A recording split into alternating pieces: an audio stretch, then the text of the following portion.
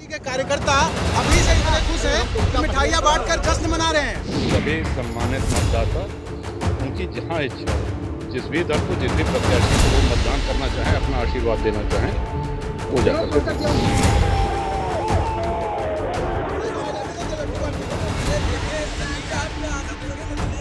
लोकसभा चुनाव के वोटों की गिनती जारी है। अब की बार 400 पार वाले नारे के साथ चुनाव लड़ी बीजेपी को अब तक के रुझानों में बड़ा झटका लगा है। फिलहाल एनडीए गठबंधन 300 के आंकड़े को पार करने भी संघर्ष करता दिख रहा है।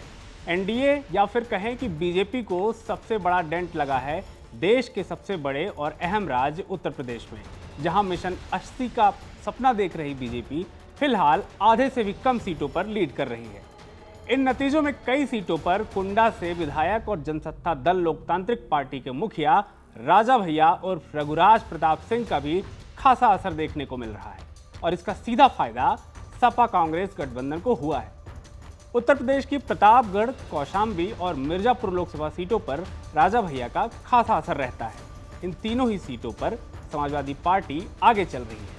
इतना ही नहीं, मिर्जापुर सीट पर केंद्रीय मंत्री और अपना दल की नेता अनुप्रिया पटेल भी पीछे चल रही है। अब जबकि आधा दिन गुजर चुका है, यूपी की कौशाम्बी लोकसभा सीट से सपा उम्मीदवार पुष्पेंद्र सरोज 43,000 वोटों से लीड कर रहे हैं।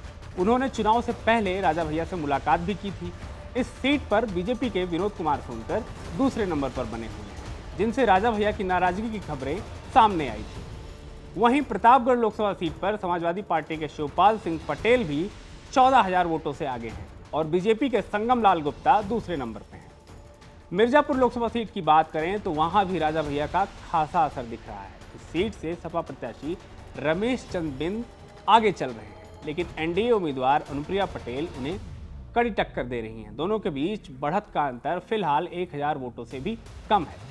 आपको बता दें कि कुंडा से विधायक राजा भैया ने इस चुनाव में अपने समर्थकों से स्वतंत्र होकर वोट करने को कहा था, जिसके बाद उनके समर्थक समाजवादी पार्टी के लिए चुनाव प्रचार करते दिखाई दिए थे। वहीं अनुप्रिया पटेल ने चुनाव प्रचार के दौरान जिस तरह से राजा का बेटा रानी के पेट से पैदा नहीं होगा जैसा बयान दिया था, जिससे राजा भैया नाखुश भी दिखाई दिए थे।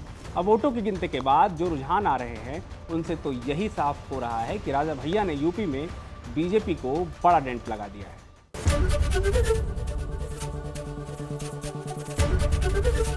एबीपी गंगा, खबर आपकी, जुबान आपकी।